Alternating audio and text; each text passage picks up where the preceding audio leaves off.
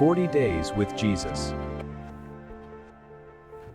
මරණය අභියස නොව සදාතනික ජීවනය අත්කරගනිමු. සහෝදර සහෝදරියනි, අදිරිශුදෝ බයිබලේ ජෝම් සුභාරංචි තුළින් ජේසුස් වහන්සේ අපට ප්‍රකාශ කරන්නේ ඉතාමත් බරපතල ඒත් අපේ ජීවිත සුවපත් කරන පොරොන්දුවක්. යමෙක් මාගේ වචනය පිළිපදින්නේ නම් ඔහු කිසි කලෙක මරණය නොදක්නීය කියා උන්වහන්සේ ප්‍රකාශ කරනවා. මේ වචන ඇසූ එදා සිටි ජුදෙව්වන් උන්වහන්සේට ගල් ගැසීමට සැරසුනේ ඔවුන්ට හරි හැටි තේරුම් ගත නොහැකි වූ නිසයි. ඔවුන් හිතුවේ මේ ශාරීරික මරණයක් ගැන කියලයි.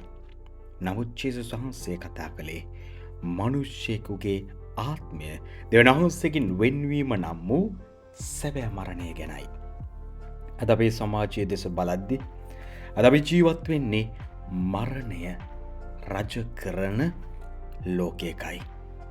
ඒ සොහොන් බිමක දකින මරණයට වඩා භයානකයි.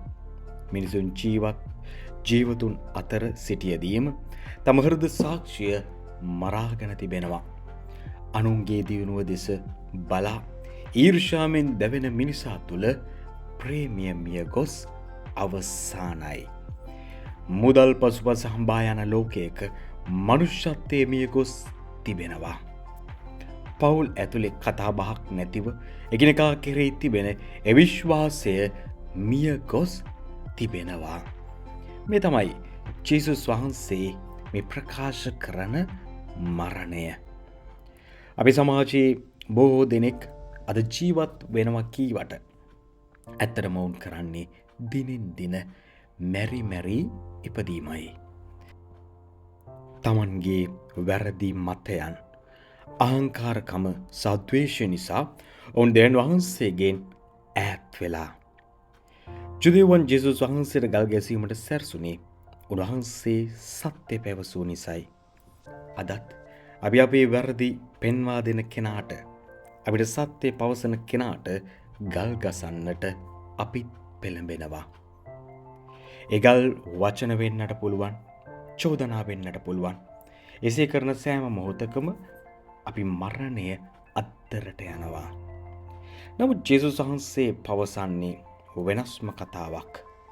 උන්වහන්සේ පවසන්නේ ආබ්‍රහම්ටත් වඩා තමන් වහන්සේ ප්‍රබල බවයි.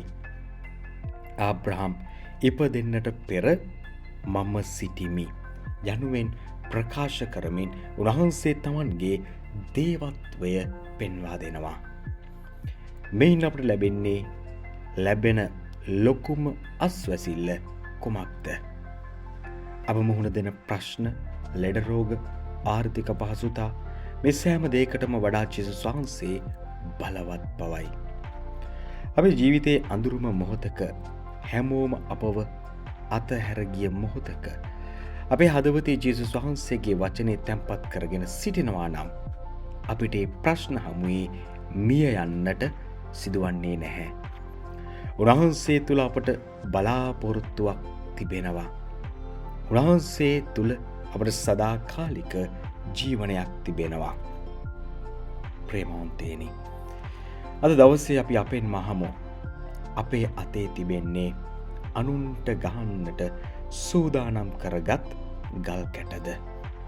නැත්නම් ජේසුස් වහන්සේගේ වචනේ පිළිපදින නිහතමානී හදවතක්ද? අපි අද තීරණය කරමු.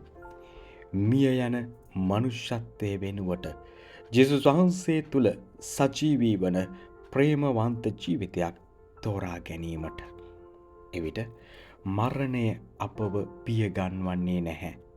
මන්ද ජීවනයේ උල්පත අප සමග වන බැවිනි. ජේසුස් වීටයි.